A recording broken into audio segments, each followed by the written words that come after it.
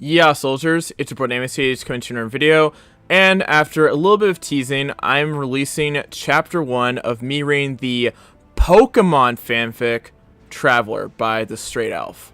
After seeing multiple people suggest this fanfic to me, I decided, hey, why not read for my channel? And so, here we are.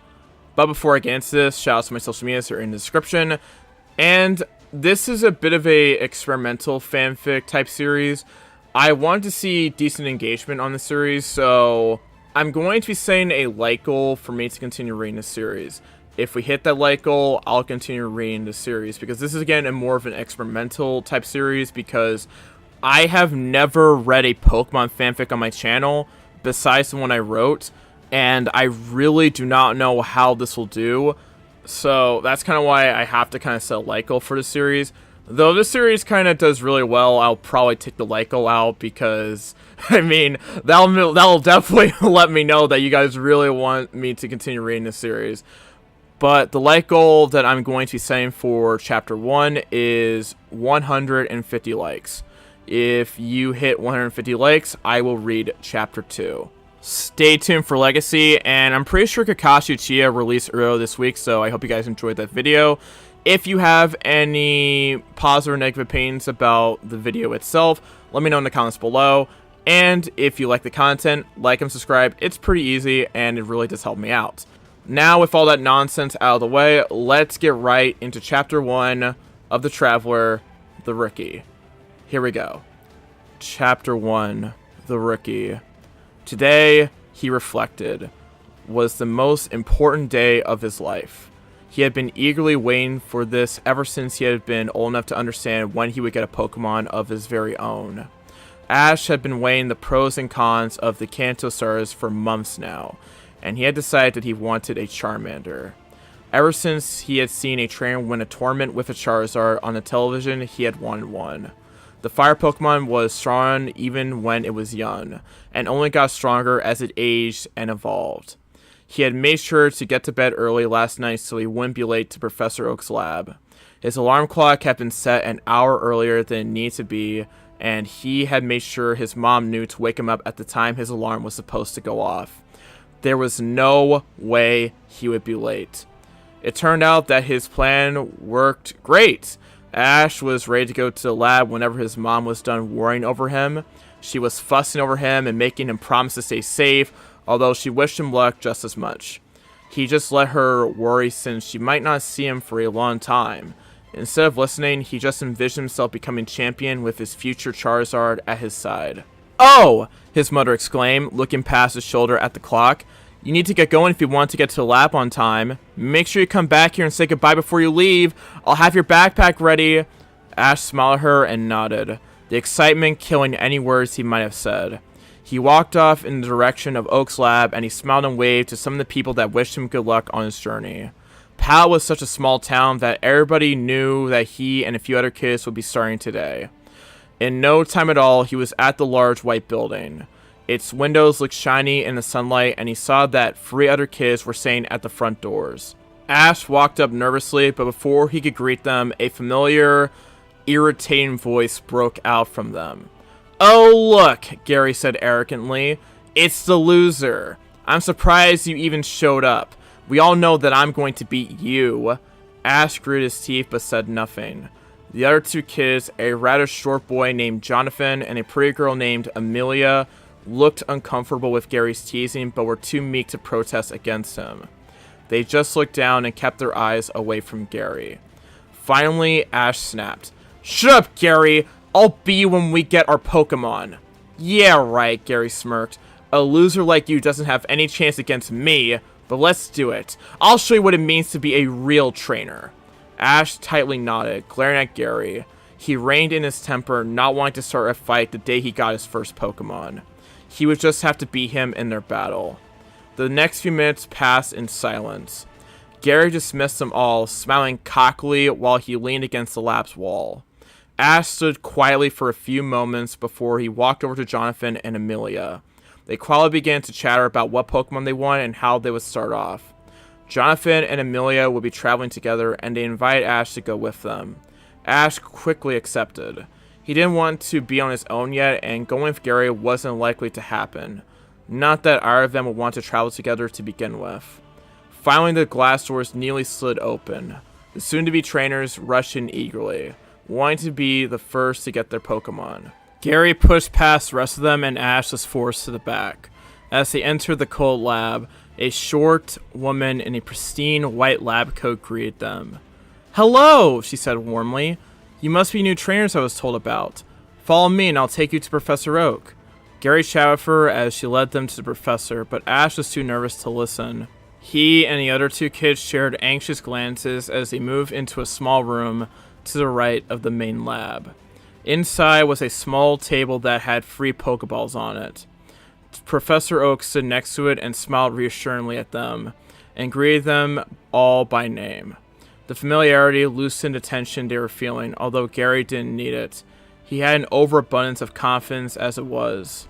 Now that he didn't feel like he had a lump in his throat, Ash noticed a small problem. "Professor Oak?" he asked quietly.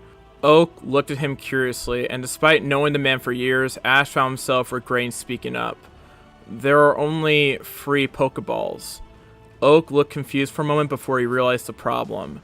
"Oh, I must have made a mistake," Oak said, cheeks turning red from embarrassment. Ash and the other 2 trainers looked at each other anxiously, not sure if they would get their stars today. "Don't worry," Oak said as he saw the look they shared. "You'll all get a Pokemon. One of you will just have to wait a few minutes for me to procure one." They shared a sigh of relief. Oak smiled and continued. "Now, who is willing to wait on their Pokemon? I don't want the others to have to wait." Everyone shared a moment of silence. Gary wasn't paying attention since he was sure to get one of the 3 Pokemon no matter what. The other 3 trainers just looked at each other, silently hoping that one of the others would volunteer. After a few moments had passed and it became evident that no one was going to say anything, Ash spoke up. He felt a lump of disappointment in his throat as he realized he would have to wait, but he decided it didn't matter.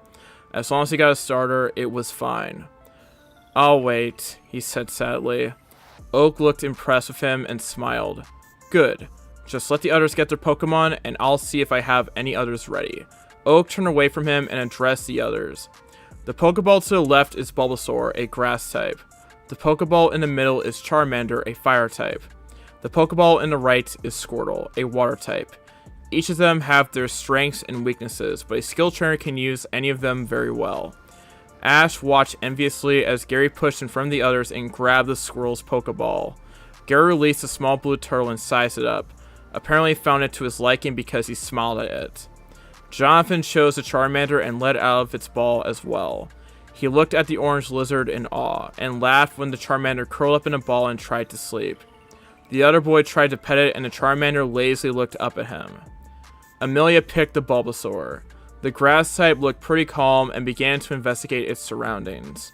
After Amelia started talking and paying it, the professor cleared his throat. "Now that you have your Pokemon, could you please return them? I have an important announcement." Gary grumbled as he returned his squirrel and cockily stared at his grandfather. Amelia and Jonathan didn't say anything and just looked at the old professor. Ash followed their example. "Now that I have your attention, I'm going to give you each a project to work on during your travels.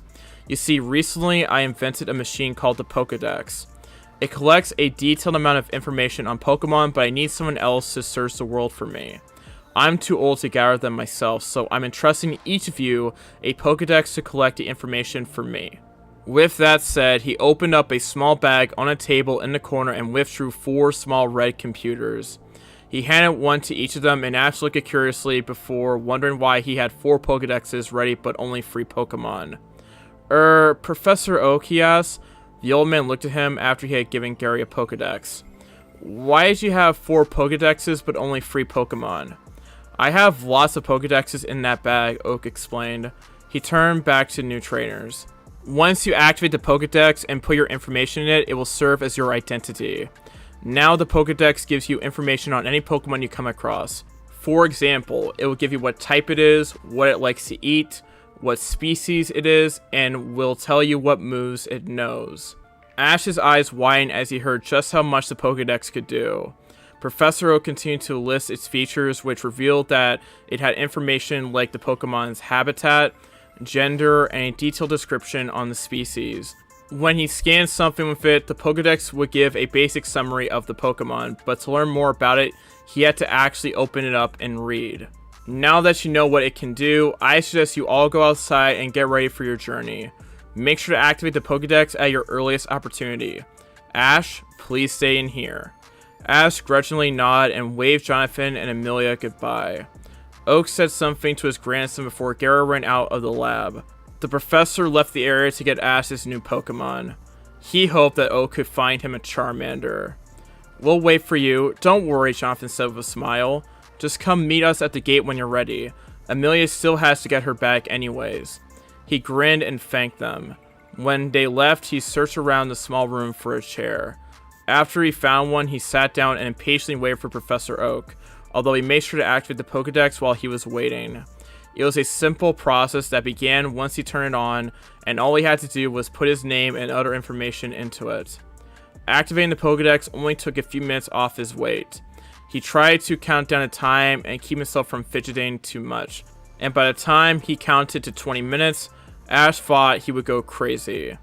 Professor Oak finally came back holding a plain Pokeball. Ash jumped out of his seat in excitement and anxiously waited for Oak to give him his new partner. When Oak held his hand out, Ash practically snatched a small orb out of his hand and stared at it in awe. He pressed the release button and eagerly watched as red energy shot out of the ball and coalesced into a small, pink creature. Ash was momentarily disappointed at not getting a Charmander, but that was soon forgotten. He'd finally gotten a Pokemon! Ash crouched down next to the pink creature, a male Nidoran, he remembered, and carefully examined him.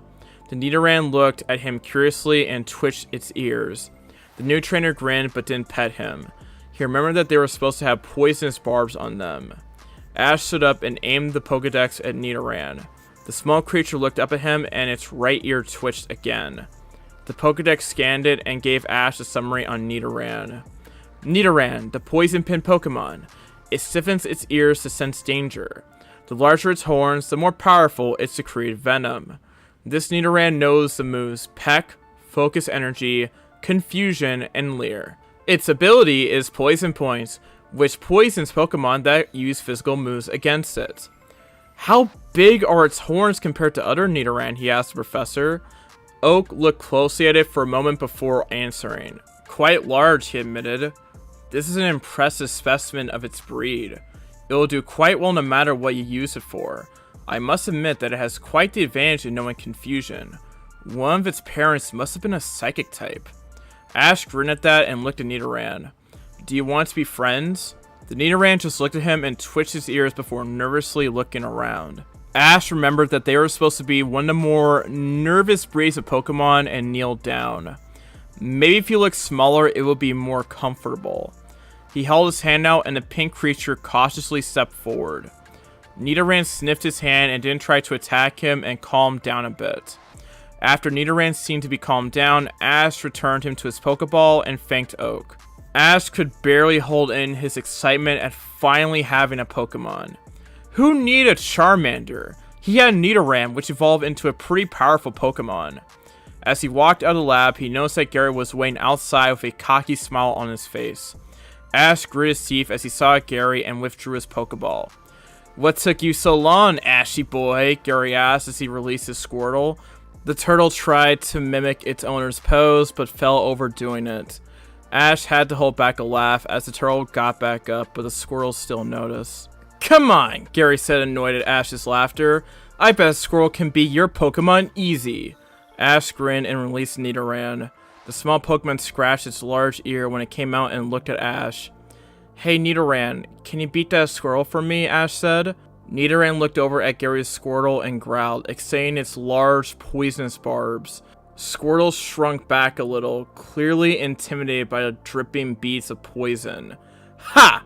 Gary said, clearly not as impressed as Squirtle. That's the Pokemon Gramps gave you? It's not even a real starter. Go get him, Squirtle. Use Tackle! His face colored in anger, but he wouldn't let Gary talk like that to Nidoran. Nidoran growled loudly, and his barbs began to drip more poison. The small creature squared itself as Squirtle charged at him. Ash fought fast, going over Nidoran's capabilities. He knew that Nidoran wouldn't be very durable, so he couldn't just let Squirtle tackle Nidoran. The squirrel nearly tripped several times as it ran towards Nidoran, but Ash didn't laugh at it. He needed to focus. "Dodge and peck!" he cried. Nidoran jumped out of the way at the last second and let the turtle run into the lab's wall. His Pokemon lunged at the dazed turtle and rammed its vulnerable underbelly with his horn. Squirtle cried out in pain, but at the insistence of its trainer, it pulled itself up and continued fighting. The turtle tried another tackle, this time hitting Nidoran in the back before he or Ash could react. Even as Nidoran was knocked back a foot, Squirtle began to fall over. Nidoran's barbs had injected the tired Squirtle full of venom when it tackled Nidoran, and the turtle was unable to fight. Ash cheered Nidoran on for a moment before taking a risk. He didn't pull his Pokemon back into his ball, instead motioning for Nidoran to follow him. The pink creature cheerfully followed Ash as the new trainer went home. Gary didn't give them any trouble. He was too shocked that he had lost to bother them. They left Gary with his unconscious squirrel and walked back to Ash's home in euphoria over their win. Ash grinned and jumped almost the entire way home. His mom was watching TV when they entered the small house. When Ash and Nidoran walked in, she jumped up and squealed in excitement when she saw the small Pokemon. "Oh, Ash, it's so cute," she cried before scooping Nidoran up. Ash tried to call out a warning before she pricked herself on one of the poisonous barbs. His mom just looked at him admonishingly. She was carrying Nidoran strangely, but Ash realized that it was a position that would keep Nidoran from accidentally pricking her. "Don't you remember?" she asked as she carried the happy Nidoran around with her to get Ash's backpack. "I studied under Professor Oak for a few years. He taught me a lot about Pokemon." Ash blushed in embarrassment as he remembered that. His mom set Nidoran down before going to get his backpack. Nidoran walked next to his feet and sat down. He seemed to be listening for something, although Ash thought the little creature was just paranoid. After a few minutes, his mom brought out his blue backpack and handed it to him. Ash unzipped and looked inside to make sure it had everything he would need. Food for him and his Pokemon? Check. A map? Check. Rope and potions? Check. A few more things were in the bottom and side pockets, but he didn't look at those yet. He had all the necessities and anything else he could buy at Viridian City. Now all that was left was to say goodbye to his mom. Ash turned to her, but before he could say anything, she had wrapped him in a crushing hug. He sputtered and thought his ribs were going to crack, and when his mom finally let go, he gasped for air. "Stay safe," she said. Ash thought that he could see tears in her eyes, but she pushed him out of the door before he could check. The new trainer waved her goodbye, and when he was finally out of sight of the house, he ran to the gate that separated Pallet Town from Route 1. Ash saw the others waiting on him, and both of them looked at Nidoran in curiosity. "Is that a Nidoran?" Amelia asked excitedly. "That's so cool! I didn't even know the professor had one!" Nidoran looked uncomfortable under the attention and sat down on the soft dirt. He scratched his ear as an attempt to ignore the attention Amelia was giving him. "So, what moves does he know?" Jonathan asked. "Charmander knows Growl, Scratch, and Ember. I'm going to try and teach him Smokescreen later." Ash told his new traveling partners Nidoran's moveset, and both were surprised when they heard that the poison type knew Confusion.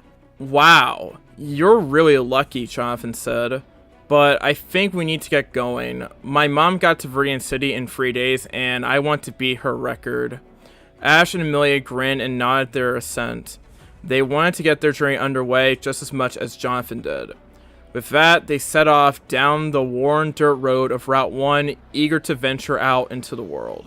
Ash had to return Nidoran after a while. Although his star was valiantly attempting to keep up with them, its stubby legs and slow speed caused it to be pretty tired after half an hour. He didn't want Nidoran to tire himself out before they could find something to battle. So, he began an attempt to revive the conversation. "Did you guys see the battle between Bruno and that Marcus guy last night?" "That was awesome," Jonathan said loudly. Ash noticed that a few Pidgey roosting in a tree above them fled due to Jonathan's loud voice. "Bruno actually lost. I think Marcus, or whatever his name is, lost to Agatha though." "What happened?" Amelia asked curiously as they walked down the trail. "My parents made me go to bed before the battle came on. I only got to see the end of Lorelei's match." Oh, it was great, Jonathan said boisterously. Marcus's Gengar beat all of Bruno's Pokemon except for Onyx. I think Bruno got pretty mad over his loss. Ash and Amelia listened intently, but eventually they got bored of Jonathan practically swooning over the Elite Four. Amelia diverted the conversation to something that neither Ash nor Jonathan had known about. So, have either of you heard about the Spearow flock that's been causing trouble around here, she asked. Jonathan looked pretty nervous. Everyone in their class at Palo Town had known that he was terrified of bird Pokemon, but Ash wanted to know more.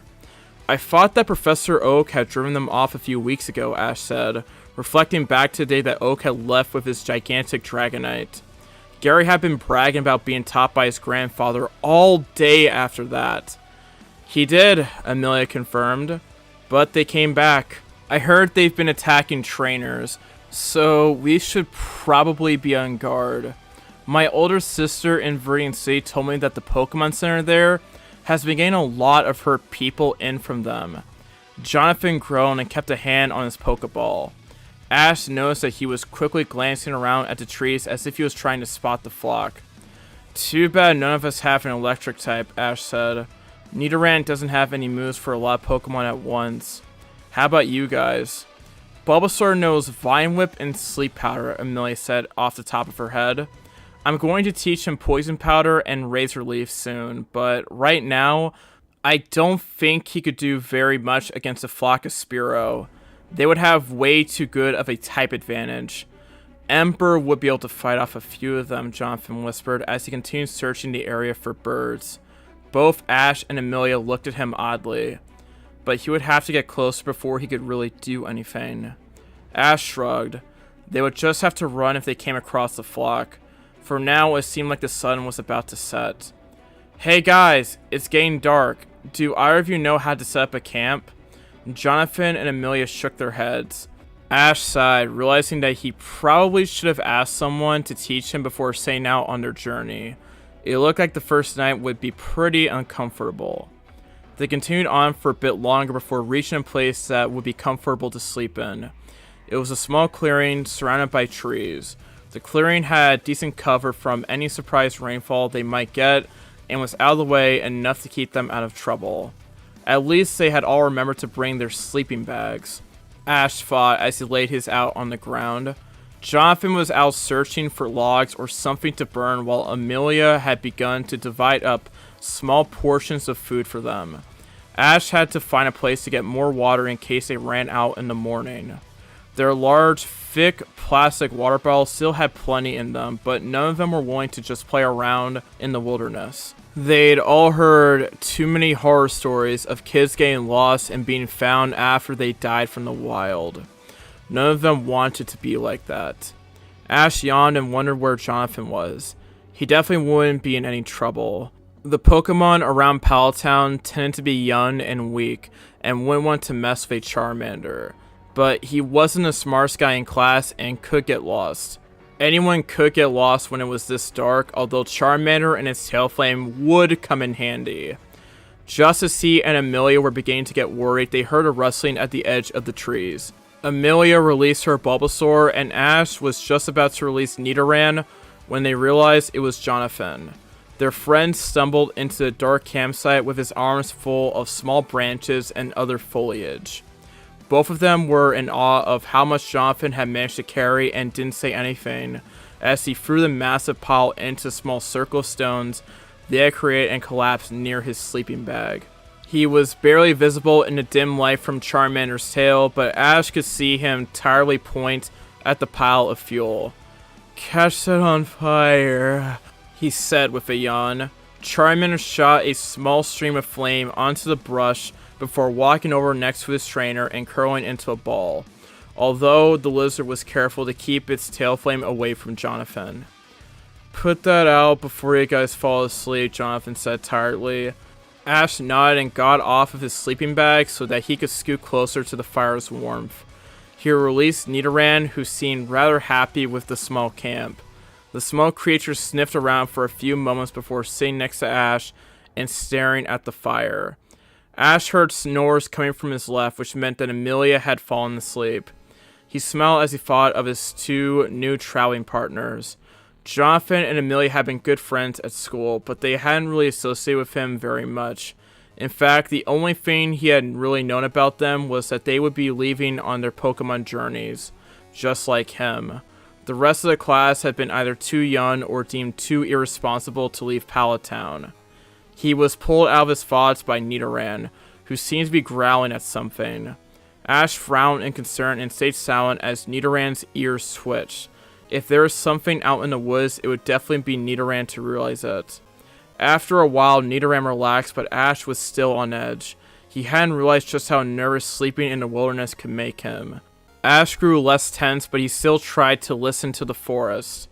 The trainer grew tired after about half an hour of sitting next to the fire and decided to go to sleep. Before he went to the sleeping bag, he poured a pile of dirt they had gathered over the dwindling flame, extinguishing it. As he slid into his sleeping bag, he looked at Nidoran, who had stayed close to him the entire time. "Will you wake me up if you hear something?" he asked slowly, unsure if Nidoran could understand him. Luckily, however, the small creature seemed to nod at him enthusiastically. Ash smiled at his starter. "If you hear something, make sure to wake us up." Nidoran nodded and curled up next to him, although he kept his back and its poisonous barbs to the fire pit. The pink Pokemon didn't want to hurt his trainer by accident. Soon enough, they were both asleep, tired after their first day on the road. Ash yawned as he woke up and stretched his stiff muscles. He looked around and noticed that Nidoran was standing next to him. The small Pokemon nipped him again to keep him from going back to sleep. "I'm up," the trainer said, waving Nidoran and his sharp teeth away. It looked to be almost noon if the powerful sun was any indication, and Ash realized that he needed to wake the others up. They all wanted to get to Viridian City as fast as they could, so every hour counted. He walked over to Amelia since she was closer and shook her awake. She groaned and told him to go away, but he kept at it until she finally got up. Amelia rubbed her eyes and tried to smooth out her hair. "What time is it?" she asked with bleary eyes. "I think it's close to noon," he replied. "Do you want to wake up Jonathan? I'll go fill up our bottles." "Sure," she shrugged. Amelia dug around in her backpack for a moment before handing her bottle to him. After he'd taken it, she walked over to Jonathan's sleeping form and lightly kicked him in the back. Jonathan just waved her away, obviously still trying to sleep. Amelia sighed and walked over to Charmander, shaking the lizard awake. It had the same reaction as its trainer, but snorted out a small cloud of smoke to keep her away. Ash watched from a small distance away with Nidoran as Amelia sent out Bulbasaur. The grass type looked around before focusing its eyes on its trainer. "Wake them up with Vine Whip," she commanded. Bulbasaur nodded in agreement and sent out small vines from around its bulb, which it smacked the sleeping forms with. Jonathan shot up with wild eyes, and Charmander had a similar reaction, although the lizard also tried to use Ember on the Bulbasaur. Amelia returned Bulbasaur before it could get hurt. "What was that for?" Jonathan grumbled. He rubbed the red spot on his arm where the vine had hit him before returning the irate Charmander. "That's for not getting up," Amelia said with a smirk. "Come on, we need to get going. It's almost noon." Jonathan sighed and got out of the sleeping bag. Ash walked over and picked up the water bottle that had been behind the other trainer. "Can one of you get my sleeping bag while I fill these up?" he asked. Jonathan sighed and nodded to him and began to walk over to the blue bag. Ash soon found himself at the small stream with Nidoran, who was carefully listening to their surroundings. He took the top off of the bottles and quickly filled the thick plastic containers up. Jonathan would probably need to have Charmander bullet for them. He'd remembered about the dangerous illnesses people got from drinking water from ponds, and the bottles were made to be nearly incapable of melting, but it should be fine. By the time he'd gone back to the campsite, his companions had cleaned everything up. Amelia looked to have just finished packing up her things while Jonathan was leaning against a tree. Jonathan looked like he was about to fall asleep again, but every time he closed his eyes, Bulbasaur, who Amelia had released while he was gone, lightly whipped him again. Suddenly, a horrible shriek broke the serene silence of the forest. Nidoran's ears twitched and turned toward the source, Amelia. Ash curiously looked for whatever had made the normally calm girl scream and easily identified it.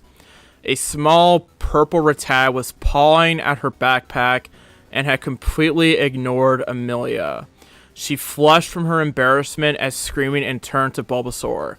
"Use Vine Whip," she commanded. The grass type nodded and released its vines, which brutally smashed into the small rodent. Rattata growled and ran towards Bulbasaur, with its teeth bared. Bulbasaur tried to whip again, but the Rattata suddenly seemed to vanish before impacting the grass type. Ash watched curiously as Bulbasaur was knocked onto its side by the quick attack. The Rattata wasted no time in savagely biting and scratching Bulbasaur, and nearly bit one of Bulbasaur's vines when Bulbasaur used them to pull itself up. Amelia was digging through her bag for something when the Rattata used quick attack again, although this time Bulbasaur stood strong against the attack. The Rattata tried to bite Bulbasaur again, but it was knocked over as Amelia threw a Pokeball at it. As a small ball bounced off of the rat, it opened up and shot a beam of red energy at the Rattata. It sucked the Pokemon into the ball, and everyone was silent as it shook 3 times before finally clicking. "Yes!" Amelia exclaimed, pumping her arm into the air as she walked over to the Pokeball. She reverently picked it up and stared at it for a moment, seemingly unable to believe that she had caught her second Pokemon. "Good job, Bulbasaur," she said to the wounded Pokemon. Amelia kneeled down and wrapped it in a tight hug, but drew away when Bulbasaur winced from its injuries. "Do any of you have a potion? My mom forgot to buy mine." "Yeah," Jonathan said as he dug around in his bag. A few moments later, he withdrew a small bottle. He tossed it to Amelia, who deftly caught it and unscrewed the cap. She sprayed onto Bulbasaur's injuries, and the grass type closed its eyes happily as the potion healed the scratches and bites. Amelia recalled Bulbasaur, who looked quite happy to be going into his ball. Ash did the same with Nidoran. Neither could keep up with them yet, and Ash didn't want Nidoran to get tired. "Now that that's over," Jonathan said as he put his backpack on, "let's get going. I want to break my mom's time." They all agreed and set off a few minutes later. Ash hoped that he would find a Pokemon or another trainer to battle. After about an hour of walking, they found another trainer, a girl that was fishing next to the path. Ash grinned and the group walked over to her. He wanted Nidoran to get lots of experience before the first gym leader. "Hey!" he called out. The girl looked over at him irritably, allowing Ash to get a better look at her. She had orange hair that was tied into a unique ponytail. "What do you want?" she asked in annoyance, clearly not impressed with him. Apparently she expected that he wanted to battle as her Pokeball was in her hand. "Do you want to battle?" "Sure," she grinned cockily. "Don't expect to win though." "One-on-one?" Ash just smiled and nodded before tapping the release button. Nidoran growled when it was released and extended its barbs to their full length. The girl looked surprised at the appearance of Nidoran, but shrugged and released a Pokemon that Ash recognized as a Staryu. He waited for her to make the first move. She was definitely more experienced than him, so he would give her a few seconds to act. Staryu wasn't something he knew a lot about, so an indication of his abilities would be nice. The girl seemed to realize this and grinned. "Use Harden and follow up with Tackle." Ash responded quickly. "Confusion!" Nidoran's eyes glowed a bright, ethereal purple as it stared at the rapidly approaching Staryu. The Staryu seemed to realize what was about to happen, but continued its charge. The second attack knocked the Staryu onto the ground. It didn't get back up for a moment, and Ash hoped that he had gotten lucky and knocked it out with one hit. Unfortunately, the Staryu pulled itself back up, but the girl seemed a bit more wary of him now. "Use Water Gun," she cried, "then Harden and Tackle again." The Staryu seemed to nod at her before turning back to Nidoran, who warily watched its opponent. A second later, a strong jet of water erupted from Staryu's core, and although Nidoran tried to dodge, he was too slow. Nidoran was stunned for a second, giving Staryu a chance to finish up its attack. It seemed to glow for a moment, becoming completely rigid before launching into Nidoran. Ash frowned as Nidoran cried out in pain and tried to think of a way out of the situation. His frown vanished as he realized that Staryu's gem seemed slightly duller than it had before. It looked like Poison Point had come in handy yet again. "Use Peck on its gem," he said. Nidoran jumped at the slower Staryu and lowered its head. Its sharp horn landed straight in the center of Staryu's gem, sending cracks through it and causing a look of panic on the girl's face as her Pokemon collapsed. Ash grinned and congratulated Nidoran when he realized Staryu had fainted. The girl returned her Pokemon and grumbled in annoyance, but walked over to him and shook his hand. "You did good," she admitted. A few seconds later, she sighed and dug around in her pockets, pulling out a wallet. Ash watched curiously as she pulled out a few bills and handed it to him. "What's this for?" "If you've got more than 1,000 Pokedollars, you have to give the winner of the battle a share," she explained. "It's a pretty new rule, but it's made to give trainers a reason to get better. No one wants to lose money just because they're bad at battling." "Oh," Ash said. He frowned for a moment. "What happens if you lose all your money? How would you buy food and stuff?" "If you have 1,000 Pokedollars or less, you don't have to pay," she explained. "Now, could you please let me get back to fishing?" Ash didn't say anything and left with his new spoils, returning Nidoran as he walked back to his friends with a grin on his face. "Good job," Jonathan said excitedly. "Why did the Staryu get all weak and slow after it tackled Nidoran, though?" "Nidoran has the Poison Point ability," Ash explained, still smiling at his victory. "If something hits him, his barbs can poison them. That's how I beat Gary." Jonathan instantly stopped walking and turned to look at Ash. "You beat Gary?" he asked incredulously. "Why didn't you tell us about it?" "Yeah," Amelia added. "That would have been a great story to tell us yesterday." "Well," Ash began scratching his head in embarrassment. "Remember how he wanted to battle me once we got our starters?" His companions nodded. "He waited for me outside the lab and challenged me once I left. His Squirtle wasn't trained and just kept on trying to tackle Nidoran. Nidoran's Poison Point knocked it out after we made it run into the wall." "Wish I could have seen it," Amelia sighed. "Gary's really been a jerk lately." "Oh well, we probably won't have to see him until the conference." "Hopefully," muttered Jonathan. Ash nodded in agreement. They were quiet as they continued on their journey. Every hour or so they encountered another trainer, most of whom were beaten by Ash. Amelia didn't want to do anything until she could get Bulbasaur checked out, and she didn't trust Rattata yet. Jonathan battled them once Nidoran began to get tired. He won all of his battles as well. By sunset, both of them were rather tired from battling and the road. Ash had begun to feel the soreness from the first day of walking, and his feet were aching a lot. He was starting to wish that he could just get carried around in a Pokeball. At least he could just sit down. Finally, they found a good place to spend the night. It was almost exactly like their first campsite, but this one had a small pond right next to it. Not even Nidoran could detect any Pokemon living in it, so they judged that it was safe. Everyone took the same jobs they had before, although this time Jonathan got plenty of fuel for the fire very quickly. He wasn't quite as tired as Ash was and didn't have to search around in the dark. By the time Jonathan had gotten back, Ash had filled up the bottles and he and Amelia were making a small ring of stones for the campfire. "Could you guys hurry it up?" Jonathan panted as he struggled to hold up the large amount of fallen branches and small plants. "Almost done," Ash said distractedly, placing one of the last rocks in a small circle. Amelia just scoffed and looked up at Jonathan with an annoyed expression. "It's your fault that you got so much wood. What you've got would be enough to keep it burning for a week." "Oh, shut up," Jonathan grumbled. "Now hurry up and let me put this stuff down. My arms are starting to hurt." Amelia rolled her eyes but finished up their small pile of stones. Jonathan threw the massive pile of brush into the rain and sat down, panting heavily. He pulled his Pokeball off of his belt and released Charmander. "Could you catch it on fire?" he asked the lizard. Charmander yawned and lazily touched its burning tail to the pile of vegetation, instantly catching it on fire. All three trainers sighed in relief as the heat began to warm them against the cold night air.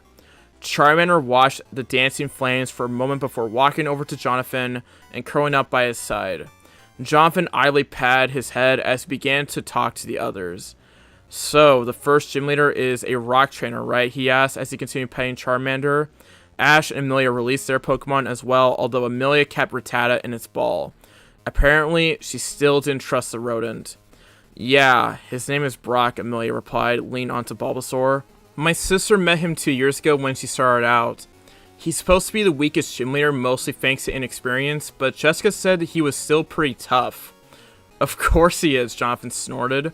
"He's a gym leader. If he was weak, the league would find a new one. But I've heard the Sensational Sisters at Cerulean are the weakest." Ash raised a quizzical eyebrow. "The Sensational Sisters?" he interjected. "I thought those were just performers." "Nope," Amelia said, shaking her head. They do a lot of shows, but they're also gym leaders. But I've heard that they're actually pretty tough. My sister lost to one of them the first time. She said that they just didn't care much about the gym and would probably be some of the hardest gym leaders if they were more focused. Yeah, but who cares about that? I just want to see one of their shows, Jonathan said with a grin. Ash looked at him in confusion. Why would you want to do that? I just want to battle them and get the badge. Well, Jonathan said with an even wider grin, let's just say that they're so popular for a reason. Not all the people are there just because they're talented. I still don't get it, Ash said with a growing sense of confusion. Jonathan just sighed theatrically and looked at him condescendingly. I'll tell you when you're older. Amelia rolled her eyes but barely held in a laugh. Ash just blinked and shrugged. Clearly, he didn't get the joke. It wasn't like he understood half the things that came out of Jonathan's mouth anyways. What are you guys going to use against Brock? Amelia asked, returning to their original subject.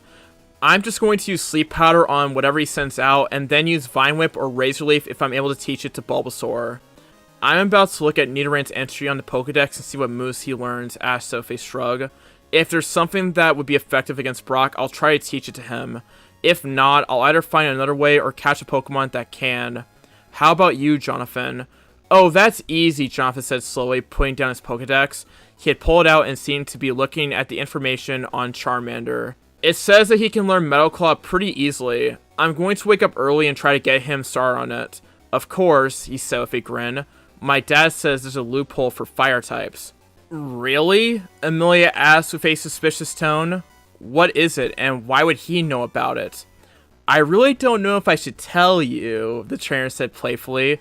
When he saw Ash's glare, he relented. Fine, fine. My dad says that he found it on accident back when he was a trainer and went to the gym. You see, Pewter City's gym hasn't been renovated in a really long time, and still has a really sensitive sprinkler system in it. Dawning looks of realization spread across Ash and Amelia's faces.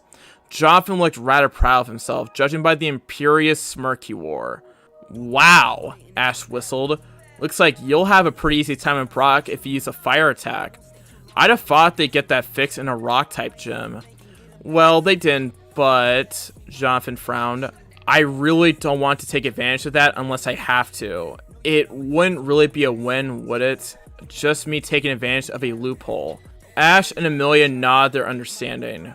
The conversation continued for a while, each getting to know each other and what their goals were. Last night, they had been too tired to really talk to each other, so this was a nice change. He learned that Jonathan didn't really have a set goal other than to be a good trainer and succeed. Amelia wanted to win the Indigo League, although she admitted that just getting to the conference would be a great success in her first year as a trainer. And he, of course, wanted to be a Pokemon Master. Surprisingly, they hadn't laughed at it. Most people did laugh at his dream, thinking that it was just a youthful fantasy that would go away in a few months. But Ash knew that he could do it. He could feel it in his heart. The group didn't stop talking until late in the night, although as they grew more and more tired, the conversation began to die down a bit. Eventually, everyone but Ash went to bed, although Nidoran was still awake and keeping him company. Ash was reading the detailed entry of Nidoran on the Pokedex, carefully examining his moves. He'd picked out Double Kick, which would work well with Focus Energy, and Nidoran's Confusion attack. There weren't many moves good against rock types, but he'd already begun to work out a strategy that should work against Brock. It would be better if he knew what Pokemon the gym leader would use, but as long as it wasn't something too powerful, Nidoran would at least be able to hold his own. Hey, Nidoran, he asked, carefully nudging the small Pokemon on his barbless face.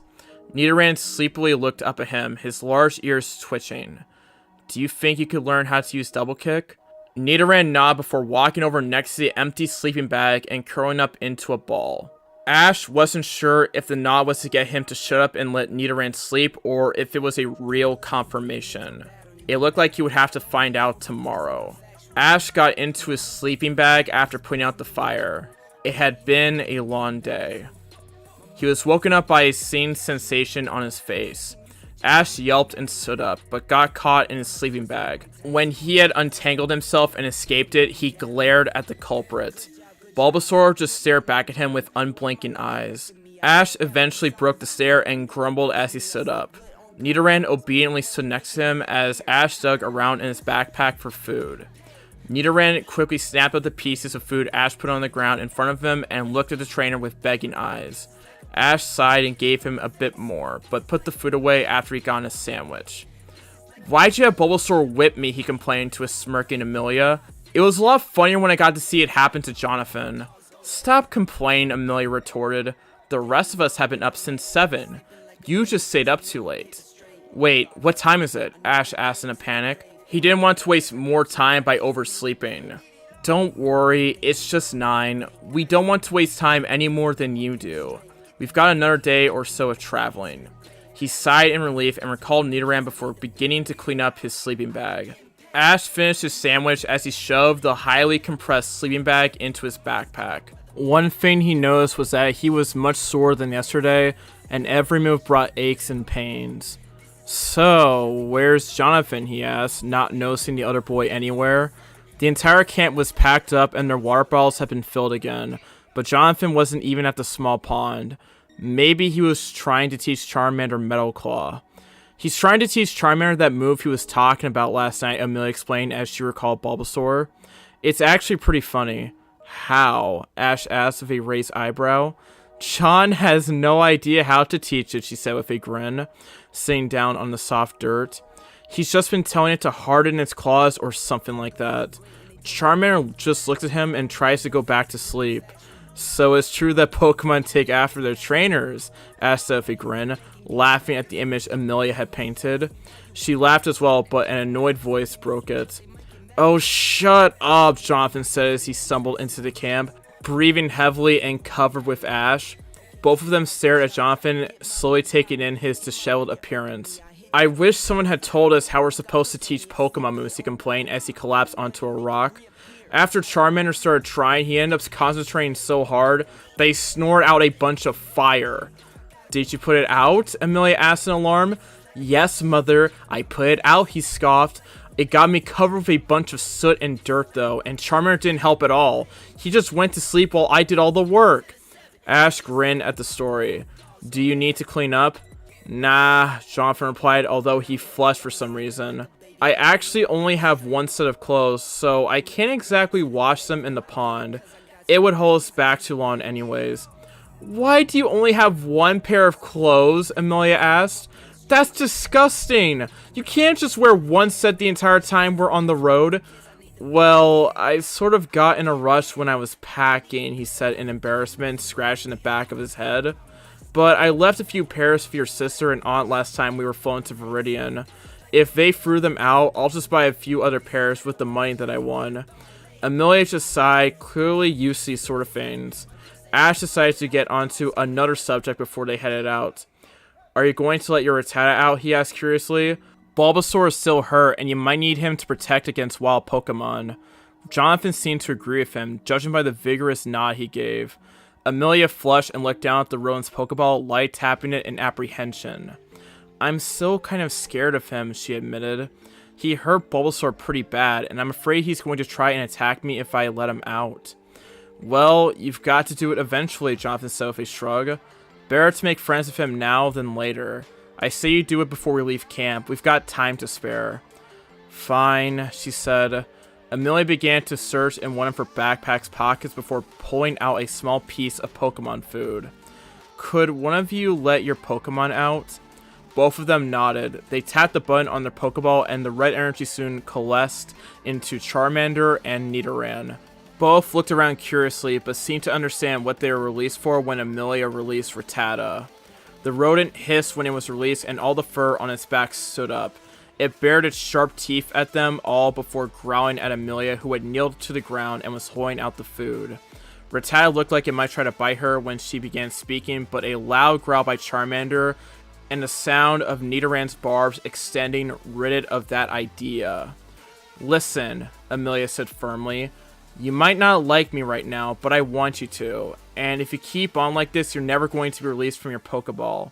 If you act better, we can be friends and you'll get stronger. So, make your choice." Rattata's ears drooped at the prospect of staying in the Pokeball, and it cautiously approached Amelia and took the food from her hand. Amelia smiled wildly as the Pokemon nibbled on the piece of food and spoke to it again. You're going to have to go back into the ball now, but I promise to let you out as soon as I can. Is that alright? The rodent growled for a moment but cautiously nodded. It hissed as it was returned. Amelia smiled and shrunk the Pokeball before placing it back on her belt. She was clearly pleased with the results she'd gotten and cockily glanced at Ash and Jonathan before walking onto the nearby path. Come on, she called back to them. Let's get a move on. Ash and Jonathan groaned before following her on their sore legs, although the pain began to lessen as their muscles were stretched. They caught up with Amelia pretty quickly and began their third day.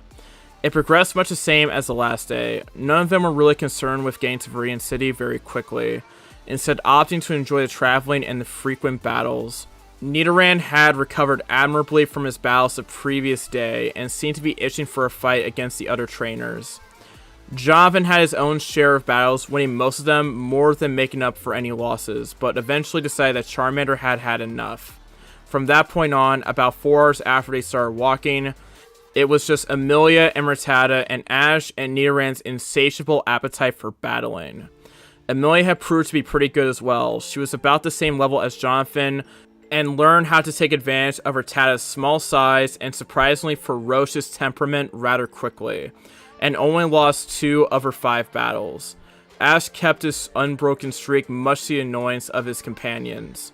One thing that he had noticed was that there were a lot more trainers today, which he judged to be due to their proximity to Viridian City. They couldn't be more than a day away from the frontier city. Still, by the end of the day, he was extremely tired. Nidoran was still energetic, something that Ash didn't understand after all the fighting the small Pokemon had done, and still wanted to fight. The last battle he had been in was an incredibly easy match against the young trainer's Caterpie. Needless to say, the Caterpie was knocked out with a single confusion. The entire crew was looking for another campsite when a loud, piercing shriek split the air. Ash looked up and saw a Pidgey perched high above them on a tall tree and grinned. One looked to be slightly larger than the others and looked down its beak at the group, apparently unimpressed with the trainers. As it shrieked again, fluffing up its feathers and trying to look as intimidating as possible, his grin grew. He wanted the prideful creature. Ash decided to let Nidoran get one last battle in and pulled one of the empty Pokeballs off of his belt. He noticed that Jonathan had a hand clenched around Charmander's Pokeball and another in a tight fist. Jonathan's face was pale and he was looking away from the bird. He tapped the button to release Nidoran and laughed when the Pidgey puffed up even more before it shrieked out another challenge. Nidoran instantly locked eyes with it and lowered his larger horn, extending his bars with a small clicking sound. Pidgey waited until Nidoran was ready before swooping down with another loud shriek. Ash let it get off its branch before giving an order to Nidoran, who was squared and more than ready for the bird Pokemon. Use confusion, he commanded. Nidoran's eyes glowed an ethereal pink, and Pidgey seemed to try to spin around in midair for a second. Ash grinned as the psychic attack took effect, but winced when the Pidgey went careening into a small tree. It didn't look to be harmed from the impact, but it continued to stumble around as it clumsily stood up. Tackle it, he said. His Pokemon charged at the Pidgey quickly, covering the ground at a decent pace considering Nidoran's small legs. The Pidgey turned to look at Nidoran just a moment before the poison type tackled it, knocking the bird unconscious. Great job, Ash cheered as Nidoran walked over to his feet. He leaned down to pat him on the head before returning to the situation. A second later, he hurled his Pokeball at the Pidgey and hit the bird in the wing. The ball bounced off before opening up and sucking the Pidgey into it. Pidgey was helpless to resist in its unconscious state, and the Pokeball clicked after rolling around for a bit. Ash pumped his arm up into the air in victory and walked over to pick the new occupied Pokeball up, reverently attaching it to his belt. Is it gone yet? Jonathan asked Telly through closed eyes. Ash just grinned. We've got a new traveling companion. Does that count as it being gone? Ash and Amelia laughed as Jonathan groaned. Amelia gave him a thumbs up, but they were interrupted by Jonathan dramatically growing and throwing his hands in the air, although the other boy made sure to reattach the Pokeball to his belt first.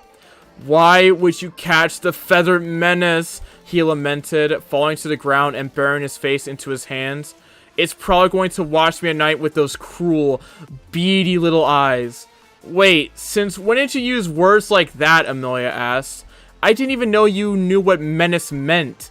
Ha ha, Jonathan laughed sarcastically, standing up and glaring at her. Of course I know what menace means. I'm not dumb. Whatever, let's just go.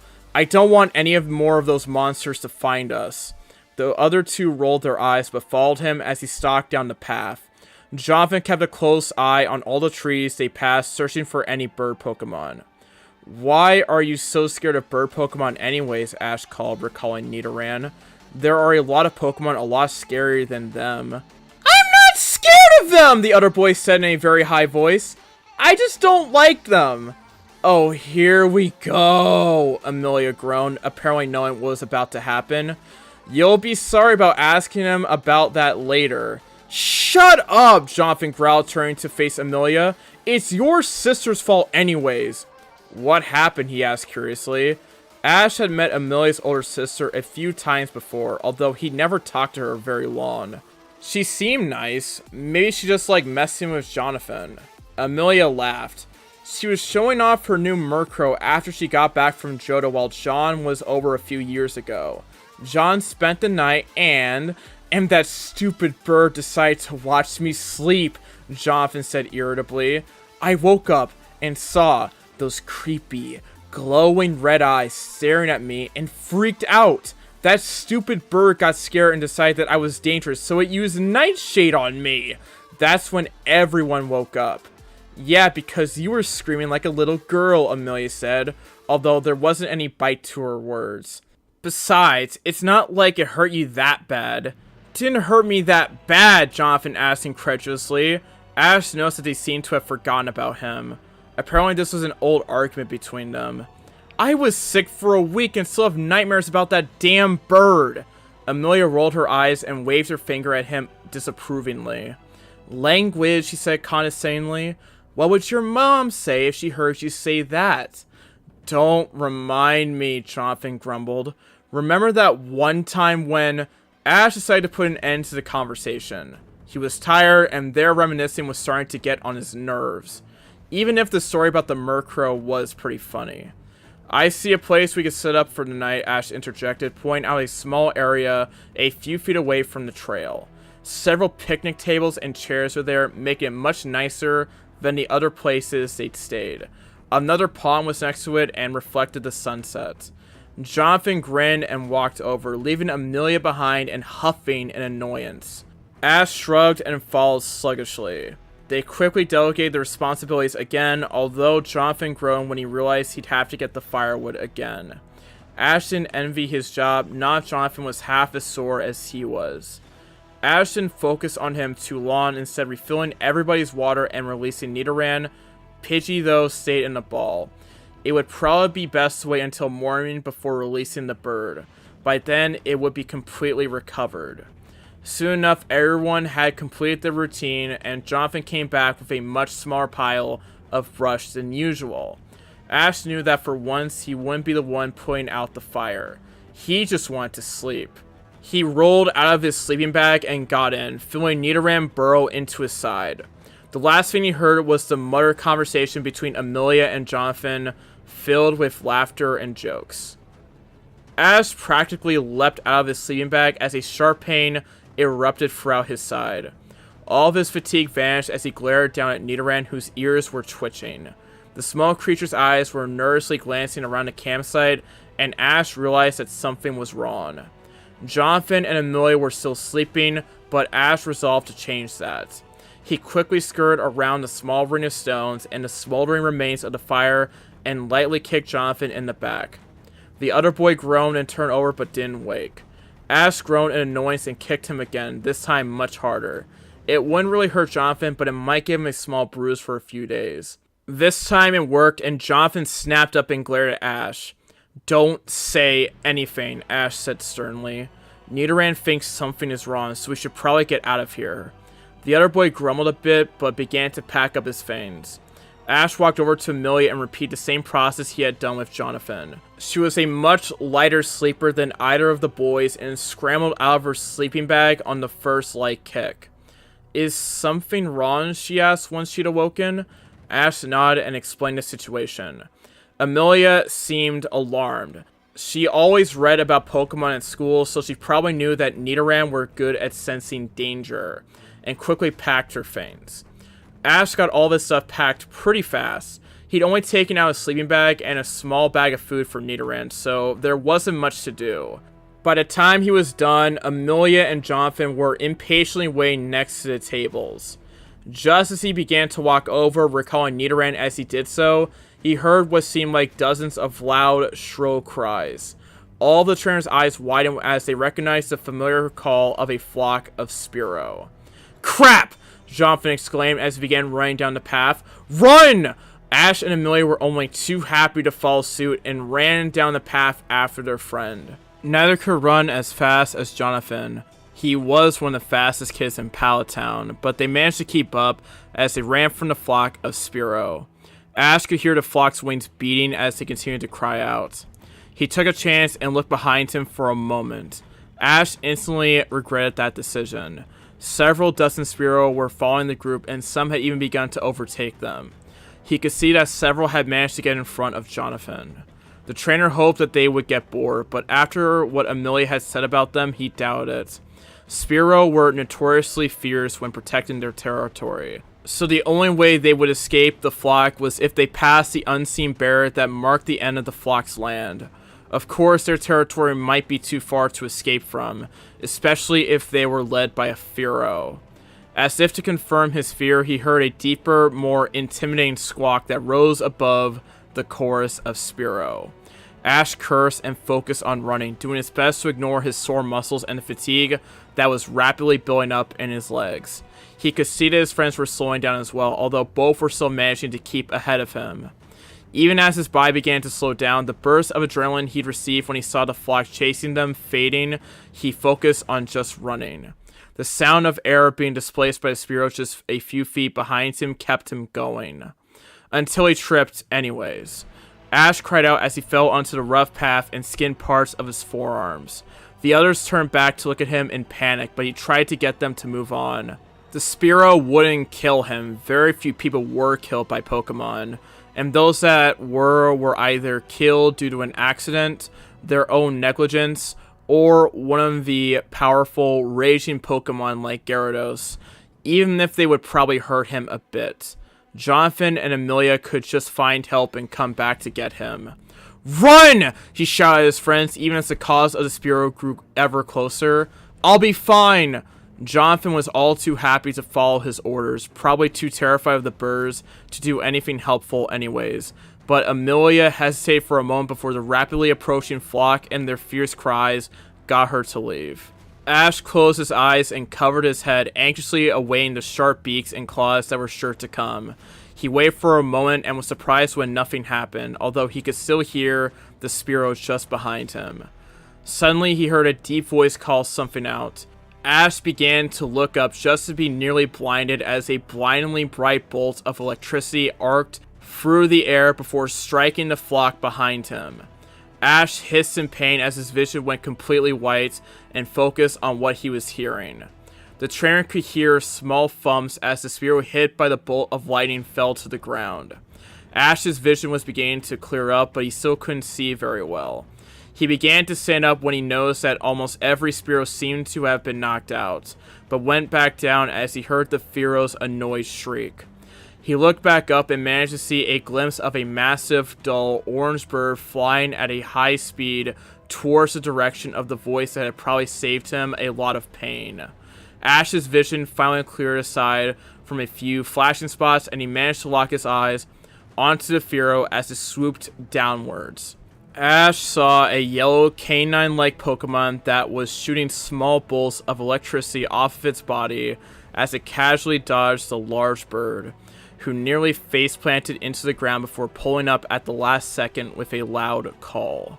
He watched the Pokemon, which he recognized as a Jolteon, dodge another swoop before the voice called out another command.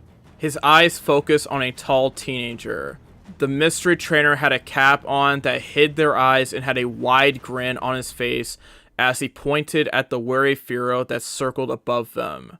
Jonathan and Amelia were staying next to the stranger with amazed looks as they watched the Jolteon. "Hyper Beam!" the teenager shouted. Jolteon didn't show any sign of hearing it other than opening its jaws and tracking the Spearow. Small orange particles of energy began to coalesce into a ball of fiery energy in the Jolteon's mouth before a powerful beam erupted from the Jolteon's maw. Ash was awed by just how powerful the move was. It blasted through the air, narrowly missing Spearow. He thought that it was over, but the Jolteon swept its head to the side and caught the Spearow in the beam. Spearow shrieked in panic as the beam swept over his chest, singeing feathers and blasting it away. The large bird managed to catch itself slightly before it slammed into the tree and collapsed to the ground in a state of unconsciousness. Even if the bird had fainted in the end, Ash was more impressed that it had managed to withstand a hyper beam. He'd been reading up on some of the more advanced attacks in his Pokedex, and Hyper Beam was definitely one of the most notorious moves in that regard. His attention was soon drawn to the trainer again, who was ruffling the Jolteon's ears in pride. Ash noticed that the small bolts of lightning that were still arcing off of the Jolteon's fur didn't seem to bother him at all. Ash stood up and began to walk towards the trainer and his friends, ignoring the dozens of unconscious Spearow behind him. He already had a Pidgey, so he wasn't particularly interested in having another Pokemon that was practically identical. Besides, Spearow were pretty aggressive, and he'd heard that a lot of them fought with their trainer's other Pokemon. "Are you alright?" Jonathan called out as he approached them. His face wasn't quite as pale as it had been when they'd first started running, and he seemed to be back to normal. "Yeah," Ash responded. Amelia looked concerned, but looked satisfied by his answer. He turned his attention to the mystery trainer. Thanks for saving me from those Spearow." "No problem," the other trainer grinned. Ash could see that he had warm brown eyes and dark red hair, but otherwise, he was pretty average looking. "My name's Michael. What's yours?" he asked, sticking out his hand. "Ash," he responded, shaking Michael's hand. The older trainer's eyes suddenly returned to the unconscious Spearow and pulled out a Pokeball. Michael carefully threw the Pokeball and easily caught the Spearow. "Sorry about that," Michael said once he called the Pokeball back to his hand. "But that Spearow is the whole reason I'm down here. The League heard about the flock and hired me to capture it." Amelia's eyes brightened. "You work for the League?" "Not officially," Michael shrugged. "I do a few odd jobs for them, but it's on a pretty infrequent schedule. Mostly, I just take care of aggressive Pokemon and catch them. After that, I either keep them or just give them to the League." "What about those Spearow?" Jonathan spoke up, saying the word Spearow with distaste. "Those little guys?" Michael asked, saying a glance to the small birds. "They won't be a problem. Most of them will just go back to their nests now that the Spearow is gone. It's always the Spearow that turns them aggressive." Jonathan just nodded but still glared at the fallen birds. "Anyways," the older trainer continued, "are all of you okay?" The group nodded. Ash's scrapes were just a small nuisance.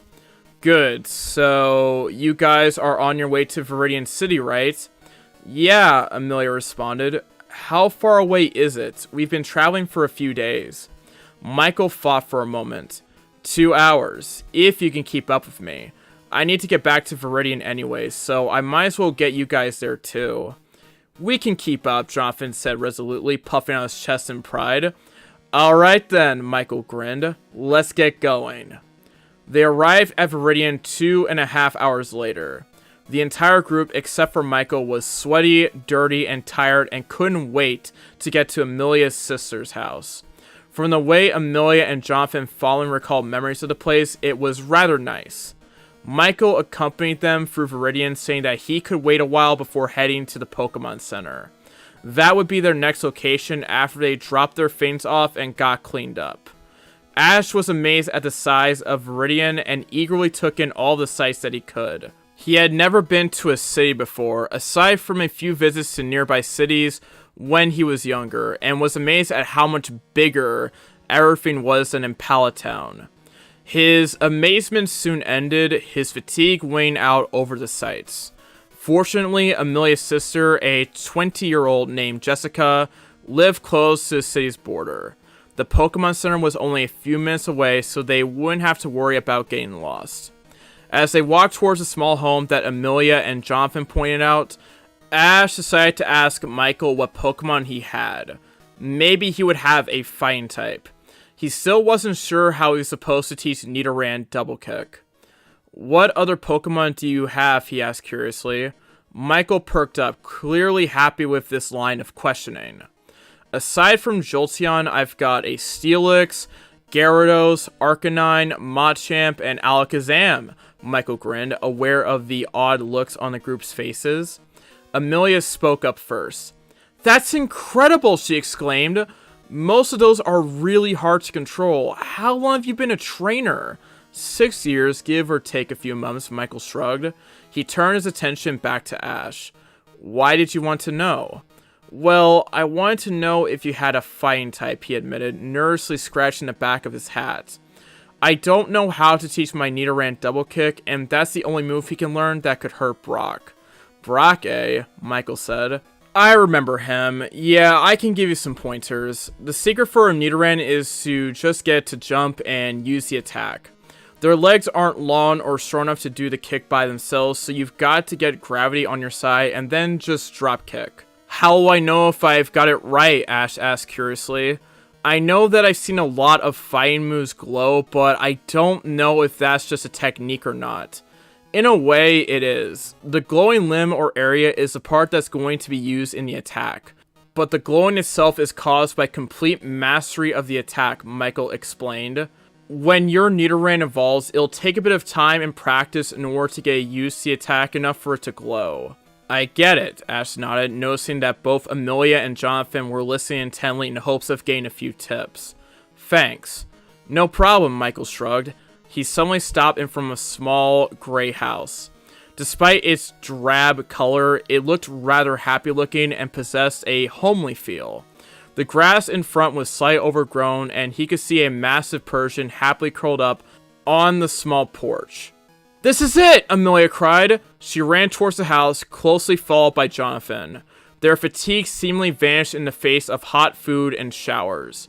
Michael and Ash trudged towards the thick wooden door, attempting to ignore the large Persian that stared at them as if they were nothing more than a Rattata. Ash noticed that Michael examined the Persian for a moment as they passed it. Amelia had given it a few scratches behind its ears as she and Jonathan had weighed on the others and the feline was purring happily.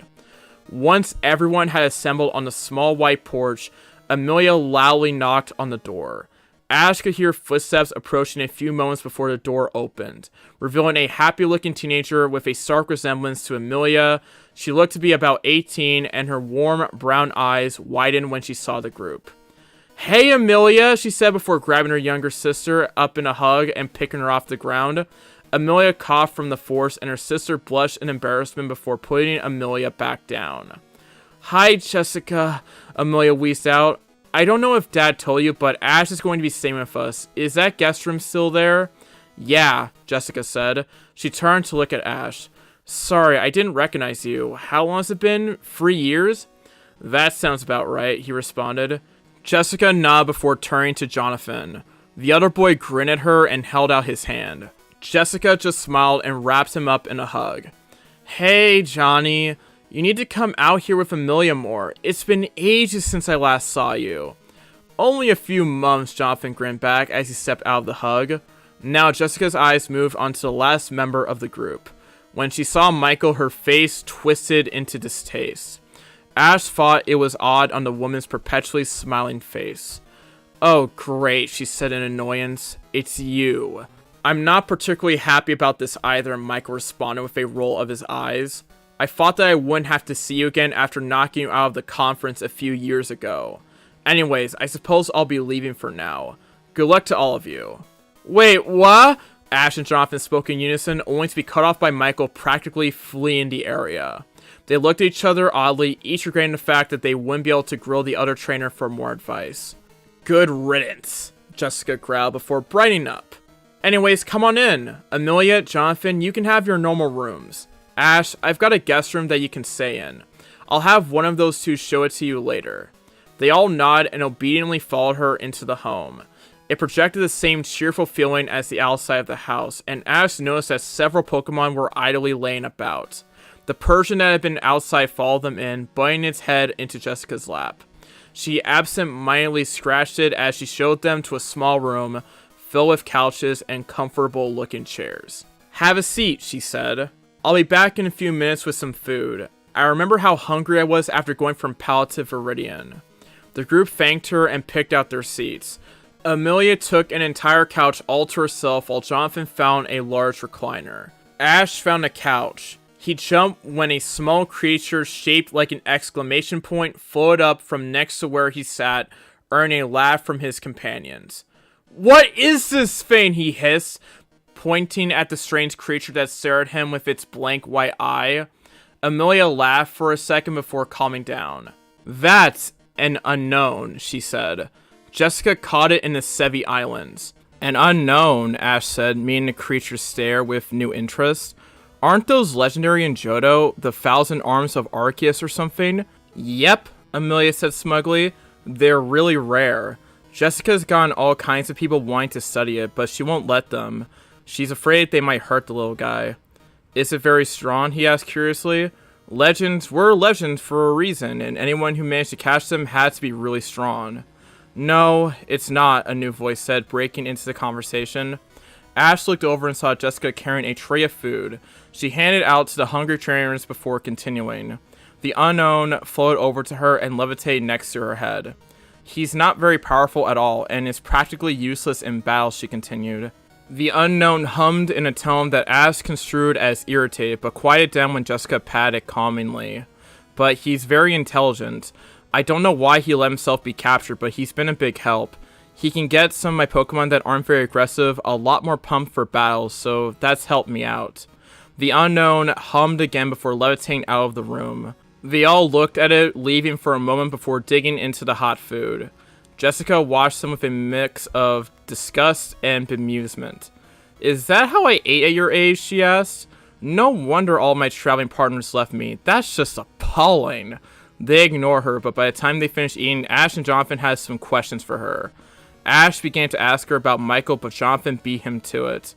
"So, what's up with you and Michael?" he asked, swallowing the last mouthful of food. Surprisingly enough, he had been the cleanest eater out of all three of them. He seemed like a nice guy. Jessica rolled her eyes and leaned back in her chair, petting the massive Persian that had just leapt up onto her lap. "I'm sure he is, but we have our share of distances. We didn't get along back when I still traveled, and he was what trainers would call my rival. Neither of us liked each other very much, but we're both similar in skill set and encounter each other a lot. I'm sure at least one of you will have one by the end of the year." All three glanced at each other. Jessica noticed it and smiled. "Looks like you got started a bit early. Who is the lucky guy?" "Gary," the group answered in unison. Jessica laughed but turned serious after a moment, turning back to Amelia. "You sent me a message about an injured Bulbasaur. Can I see it?" Amelia's eyes widened as she realized that she'd forgotten about the grass type and quickly released it. Bulbasaur took a fighting stance and looked at the Persian before charging it. Its trainer groaned as she realized that it thought it was in a battle and tried to call out a command to stop. Persian lazily yawned and batted Bulbasaur away as it tried to tackle the great feline. Bulbasaur finally heard its trainer's commands to stop after it got back up and glared at the Persian. "It looks fine to me," Jessica said with a grin. "A few scabs and bruises, but nothing to be concerned about. If a Pokemon is that willing to fight, it probably just has minor injuries. You shouldn't even bother going to the Pokemon Center." That cheered them up, but their conversation soon fizzled out. The group's exhaustion had begun to catch up to them, and Amelia soon called dibs on the shower. Jonathan rolled his eyes but didn't say anything, content on waiting his turn. He was less bothered by the grime and dirt of the road than the other two and continued talking to Jessica. Several hours later, everyone was full and clean. Amelia had showed him the bedroom he would be staying in before she went to her own room to sleep, but Jonathan and Ash stayed up quite a bit later. Eventually, they too began to tire, but before they went to bed, Ash realized that he had forgotten about his Pokemon. "Hey, Jessica," he said to the tired woman. She glanced up at him, clearly waiting for his question. "Can I release my Pokemon? I've got a Nidoran and a Pidgey, and neither have been out in a while." Jessica blinked. Yeah, that's fine. There's a perch in your room that your Pidgey can sleep on. Your Nidoran can just go wherever. None of mine will bother it, but Persian might want to play with it. Ash shrugged and thanked her before heading back to his room. It was small and painted the same dull gray as the rest of the house. But the bed was rather comfortable looking, and there was a small Eevee curled up on it.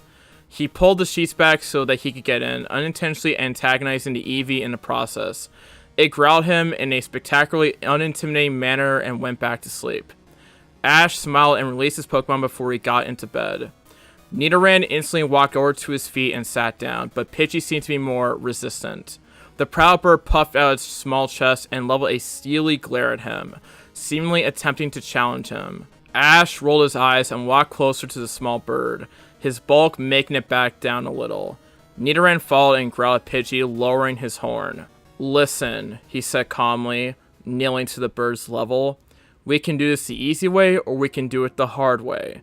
If you accept that I'm your trainer now, everything will be fine. If you don't, then I'm going to have Nidoran train on you. What's your answer?" Pidgey tried to meet Ash's eyes, but looked downwards. Its chest sunk down a little. Ash frowned at the disheartened bird, although he was glad that it had accepted him as its master. Maybe a real name would return its pride. "So, do either of you want names?" he asked suddenly. Both of his Pokemon stared up at him, although Pidgey nodded. Nidoran shook his head. Ash frowned in concentration as he thought of a suitable name for Pidgey. He heard that Pidgeot had impressive plumage.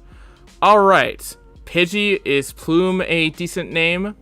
Pidgey nodded and fluttered its wings. Ash almost jumped as the bird landed on his shoulder, digging its sharp talons into the covered flesh. The newly designated plume nipped his ear, although it wasn't painful. "Alright, you can sleep on that perch over there," Ash said, pointing out the small, gnarled branch that extended from the wall. Plume fluttered over to it and nuzzled her head into her wing as Ash flipped the light switch. Ash had carefully picked Nidoran up before turning off the lights.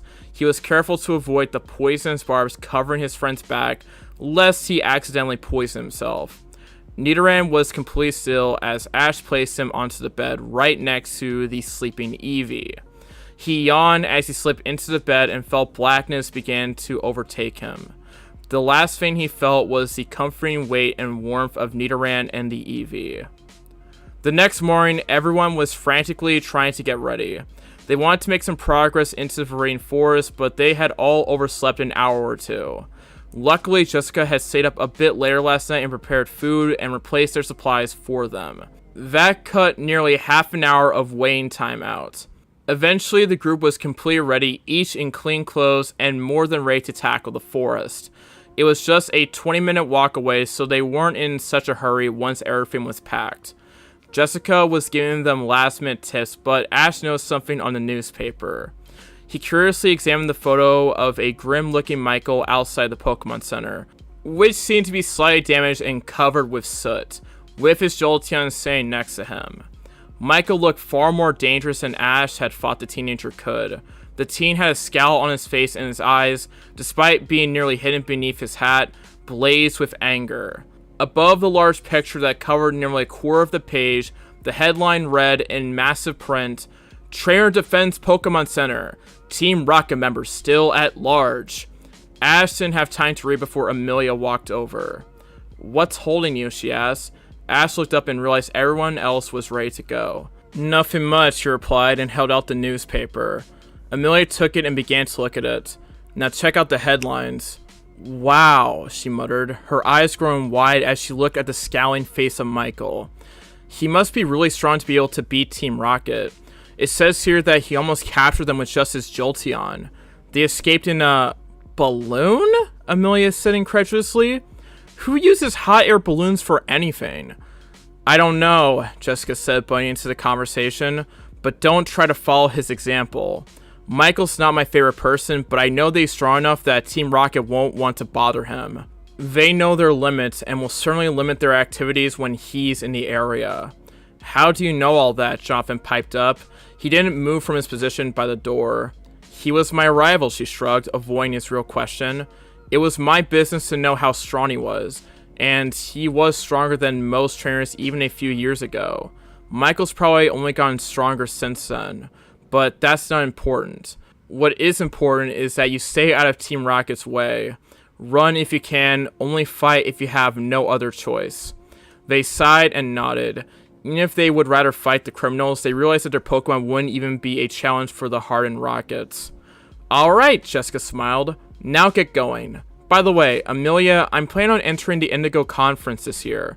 I'll just fly around to get my badges. That's great, Amelia exclaimed. Maybe I'll get to battle you. Maybe, the older girl shrugged.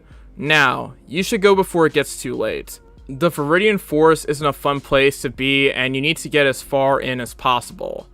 Good luck. The group thanked her and finally left Viridian, all eager for what was to come. It's getting dark. Should we find a place to stay for a night, Jonathan said, breaking the comfortable silence. Ash and Amelia quickly agreed, both beginning to tire. They had been walking through the dense forest for nearly 6 hours, although there had been breaks in the constant battles with wandering Pokemon and the bug catchers, new trainers that tried to catch the easily available bug types and train them into fighters. As Plume had proved when she single-handedly wiped out a full team of 3 Caterpie, a Weedle, and a Beedrill, they weren't doing a very good job. Charmander had defeated the others just as easily and appeared to be becoming far more skilled with his flames. Amelia had seemed to take joy in being the appallingly weak trainers. Bulbasaur had spent quite a bit of time mastering its grass moves before Amelia had told him to knock out the bugs, and Rattata had proved just how brutal it was when it used its sharp fangs to tear into the bugs. They continued walking through the darkening forest for several minutes before finding a good spot. It was wide open and next to a small stream and would be easily defendable against any of the highly territorial Pokemon that made their home in these woods. Once their routine had been completed, Ash released Nidoran.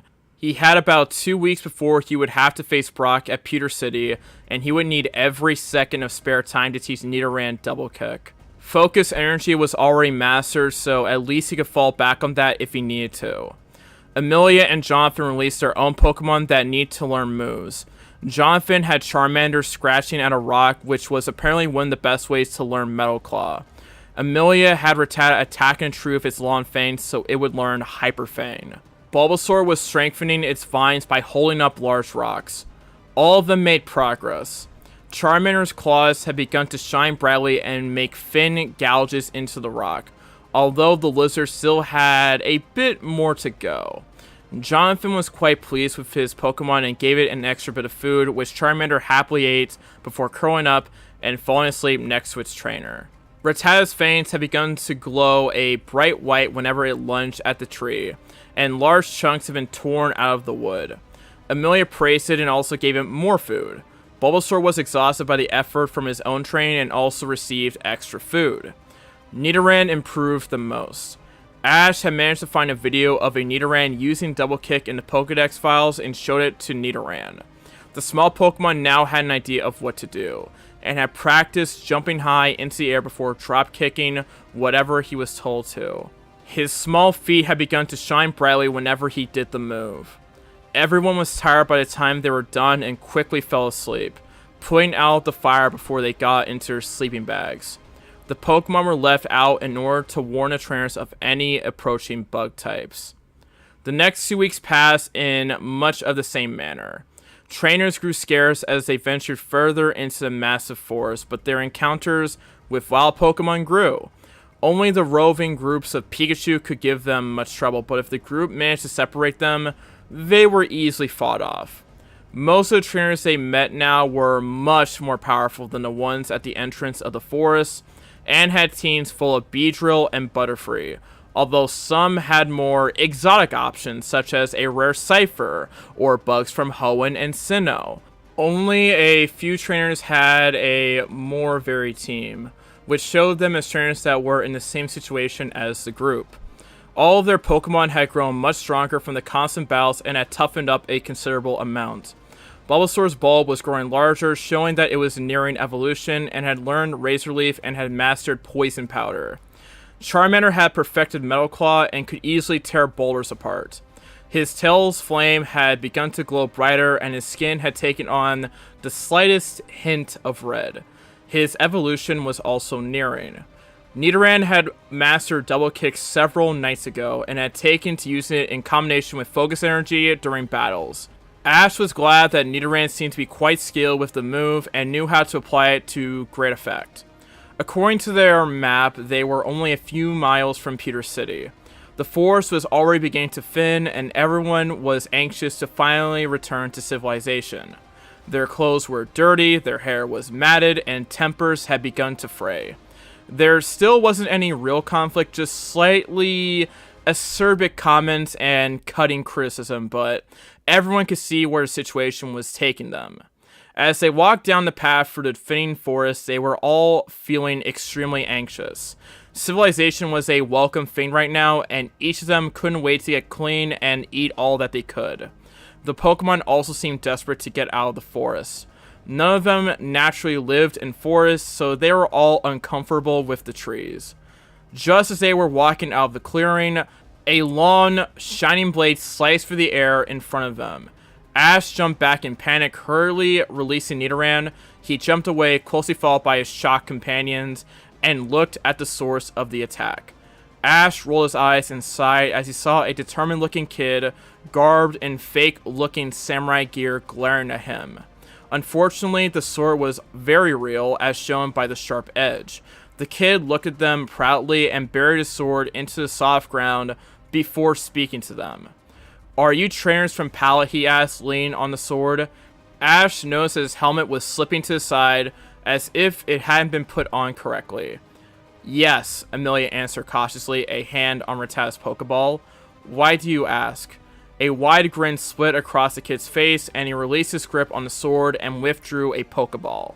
He tapped the button and released a large pincer that clicked its large horns ominously at Nidoran. "I was defeated by a trainer from the town of Pallet," the kid exclaimed. "Now I must regain my honor. Prepare to be defeated." "You want to take this?" Ash asked Jonathan.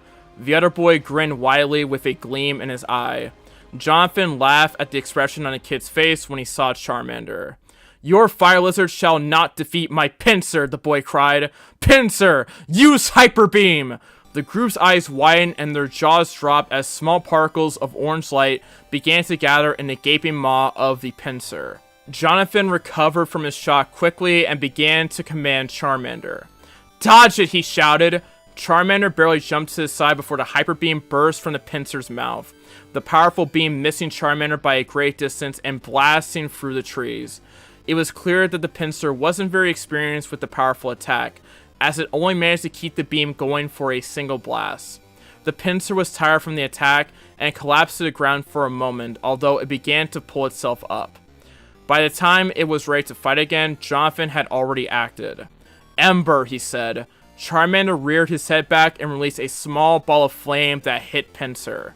The tire bug had no chance against the attack and fainted, leaving Jonathan with a pleased smirk and the samurai kid with a crushed expression. "How did you beat my Pincer?" the samurai kid shouted angrily. "Your Pokemon shouldn't have been able to dodge the Hyper Beam." "Oh, calm down," Jonathan replied, patting Charmander's head before returning to Lizard. "Maybe if you actually trained your Pincer with it, you would have won." The kid's face turned red with anger. "How dare you insult me? I still have a Pokemon left. Put your Lizard back out." "Fine, I just hope..." Jonathan ceased his talk when he began to hear dozens of wings beating and a low buzzing sound echo throughout the forest. Everyone looked around the clearing nervously as the buzzing grew louder. Jonathan quickly released Charmander again. Ash and Amelia released all of their Pokemon, afraid of whatever was causing the noise. The samurai kid just ran away as fast as he could, something that made them realize that the situation was very bad. A few moments later, a dozen Beedrill burst through the trees, their stingers raised and dripping with venom. They instantly zoned in on Jonathan and Charmander, although a powerful ember forced them to stay away. Ash knew he wouldn't be able to help much with Nidoran, so he recalled the small Pokemon.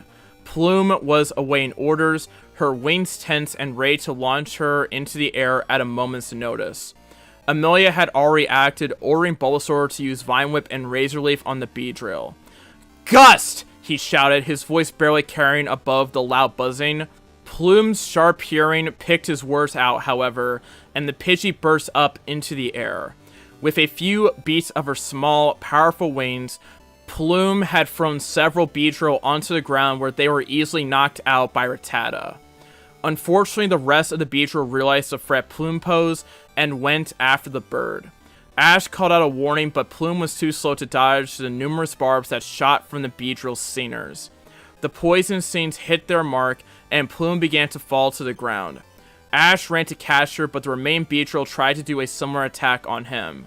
He saw the small, sharp barbs flying towards him and closed his eyes as he attempted to jump away. Ash prepared to feel the barbs injecting poison into him, but instead heard a loud gale of wind. He opened his eyes in wonder when he didn't feel any pain and saw that the Beedrill were flying away.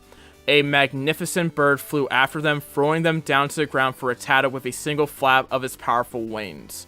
When all of the bugs had been defeated, the bird swooped down onto Ash's shoulder. Ash buckled from the bird's weight, but managed to keep from going to his knees. He was aware of the amazed stares coming from his companions and looked at the bird. A proud Pidgeotto stood perched on his shoulder. The body had grown and become more powerful, but the fierce glimmer in the black eyes of the bird marked her as Plume. Ash winced as she nipped at his cap. The bird, now much too tall to nip at his neck as she had before, and the sharper beak penetrated his hat and drew a bit of blood. Nevertheless, he raised a hand to pat Plume on the beak. "Thanks for saving me," he whispered. Plume chirped, a rather disconcerting sound coming from such an incredibly massive bird, and took off of his shoulder and into the air. Ash winced as the sharp talons dug into his shoulders, through his jacket, and gouged into his flesh. He returned Plume and turned back to his amazed companions. "Let's get to Pewter," he said, before walking down the path. The others stared at his back for a moment before following. "What kind of idiot uses Hyper Beam in woods where Beedrill are known to nest?" Jonathan exclaimed, dramatically throwing his hands into the air. "How did he even teach his pincer that move anyways? There is no way someone that inexperienced actually managed to teach it." "Probably a TM. That pincer obviously had no idea what it was doing. Remember how fast Michael's Jolteon used it?" Amelia responded as they entered the Pewter City Pokemon Center. They had arrived at the city roughly an hour after their spat with the Beedrill, and Jonathan had been speaking about the idiocy of the Samurai Kid the entire time. Both Ash and Amelia certainly agreed with him, but would be much happier if he would just drop the subject. Aside from a strange man attempting to get them to buy random rocks, nothing interesting had happened since they left the forest. "Sounds right," Jonathan shrugged. "So, who wants to fight Brock first? Our Pokemon are fine aside from a few bruises, and I want to get going as soon as possible." The group looked at each other, none willing to let the others go in front of them. No one said anything for a while until Amelia finally broke the silence. "Rock, paper, scissors." Everyone decided that was fair.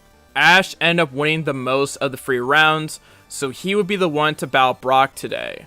He just hoped that Nidoran was ready. After the order was decided, Amelia would go after Ash and Jonathan would go last. They got 2 spare rooms in the Pokemon Center. Amelia would be in one while the boys shared the other, and put their stuff in them. It was barely noon, so they had plenty of time to shower and change their clothes. An hour later, when everyone felt refreshed, they got directions to the gym and made their way to it. The gym was just a short distance away in the small city, and when they finally got to it, Ash was practically jumping in excitement. The gym was much less imposing than he had imagined, Ash had mused as he walked to the heavy wooden door. It had thick slabs of stone at the front, supported by massive wooden beams. The stone only covered the front though. On the back and the sides, it was just an ordinary looking building. Ash and the others struggled to get the heavy door open, although a good push forced it inwards. The room was dark and he could feel hard stone underneath his feet as he slowly walked in. He saw that there was a thin path of flattened stone that led to a small, lit area. A teenager with dark skin and a green vest on sat on a small pedestal. Ash assumed that it was Brock. The teenager stayed still as he saw them enter. "What are you here for?" he asked in a deep voice. Ash took a deep breath and ignored his nervousness. "I'm here to battle you for the Boulder Badge," he replied. Brock nodded. Ash noticed that the team's eyes were almost completely closed, strangely enough, and began to speak again. "It will be a 2-on-2 battle. You can switch Pokemon. The victory will only go to whoever knocks out all of their opponent's Pokemon, although forfeit is allowed. Are you ready?" Ash nodded. Brock stood up and led them to a massive room. He looked at the massive chamber in awe as he stepped in and examined the landscape carefully. The gym's interior had been carefully molded into a rocky battlefield with a small flat area in the very center. He looked around and saw that there were balconies far above the battlefield, presumably for spectators. Ash noticed that Brock had walked over to the opposite side of the battlefield and was patiently waiting for Ash to finish looking around. He saw Jonathan and Amelia up in a balcony. "Are you ready?" Brock shouted. Ash nodded and sent out Nidoran. The small creature growled as it appeared in the center of the field. "Your Pokemon is cute," Brock called out, "but it's no match for me. Go, Geodude!" A round rock with small, beady eyes and 2 powerful-looking arms appeared in front of Nidoran. It crushed its stone fists together before glaring at the small, pink creature. Nidoran growled at it and extended his barbs. "Begin!" shouted the gym trainer that would be supervising the match. Ash wasted no time. "Focus kick!" he cried. Ash didn't want Brock to know what exactly he was doing, so he had changed the focus energy and double kick combo into focus kick. Nidoran instantly tensed up before leaping as high as it could. "Tackle," Brock said lazily. Geodude tried to slam himself into Nidoran, but as it passed under the small creature, Nidoran performed double kick. Nidoran's glowing feet seemed to land in just the right spot, and the Geodude was knocked out. "Impressive," Brock muttered before grabbing another Pokeball. "But that was just practice. Go, Onix!" Ash blanched as the massive stone snake materialized in front of Nidoran. Its crest lowered as it glared at Nidoran. His Pokemon backed up a bit, his large ears twitching nervously, but Nidoran did not flee. Its barbs began to leak more poison as it growled at the Onix. "Body slam!" Brock ordered. The Onix roared and dropped its body on top of Nidoran. Ash didn't have to tell Nidoran to jump out of the way. His thoughts raced as he attempted to find a way to defeat the Onix. Onix weren't as powerful as they looked, but their massive bulk intimidated Pokemon and made even a tackle ridiculously powerful. Their bodies weren't very hard, however, and they could be penetrated with the right attack. "Focus kick," Ash repeated. Nidoran's ears twitched in confirmation and tensed before leaping up into the air. Onix didn't bother to dodge, confident in its defense. Brock should have been more cautious. The attack got a lucky location, the soft skin in between the rocky segments, and Onix roared in pain. Ash grinned and began to order a follow-up attack, but Brock was faster. Dig! Onix forced itself into the air before tearing into the ground. Its body quickly vanished into the hole made by its crest, and Ash realized that this might be it for Nidoran. There was no way he could defend against an Onix using Dig. All he could do was capitalize on the opportunity in any way he could. "Run around, Nidoran!" he shouted. Nidoran obeyed and ran in random patterns amongst the small rocky crags and the dirt floor. It did little, however. A few seconds afterwards, Onix burst up into the ground directly beneath Nidoran. Ash gulped as Nidoran went flying into the air, propelled by Onix's crest.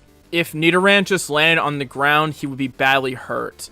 But if he found a way to get rid of that energy... "Focus kick!" Ash shouted in desperation. Brock's eyes widened and began to shout at his Onix to dig again. The Onix was too slow to avoid Nidoran's powerful attack. Nidoran's feet glowed as it drop-kicked the stone serpent. The massive amount of energy he had accumulated during the fall all went into the attack on Onix's large head. Nidoran's attack sent small cracks threading throughout Onix's head and knocked the rock type unconscious. As Onix's massive body crumpled to the ground, a great amount of dust was kicked up. Ash held his breath and silently hoped Nidoran was alright. He hadn't been able to see the small creature's body due to the dust, and didn't know how badly he had been hurt by the fall. There was nothing but silence in the chamber as they waited for the dust to clear. Ash released his breath when the dust cleared, revealing that Nidoran was slowly crawling off of Onix's body. Nidoran ran to Ash in excitement when he was safely off of the Onix. Ash praised him and patted the small Pokemon on the head for a while before returning to Tire Pokemon. When he stood up from his kneeling position, he became aware of a tall figure just a few feet away from him. "You did good," Brock admitted, holding out a small badge shaped like a boulder. "Here's the boulder badge. Are your friends going to come back tomorrow?" "Thanks. They'll be here tomorrow." Brock nodded in satisfaction. Ash supposed that he needs some excitement. It couldn't be easy to just sit on that pedestal all day. Ash soon found himself outside the gym with Amelia and Jonathan. They seemed rather impressed with his performance, although he was just glad that Nidoran hadn't gotten hurt and that he'd won the battle. "That was awesome!" Amelia said loudly, attracting the attention of several passerby. "I thought that you would end up losing against the Onix, but you actually pull out a win without Nidoran fainting! Me and Jonathan are going to have to do really good to outdo you." Jonathan just nodded, although he had a grin on his face. Ash expected both of his friends to win their battle.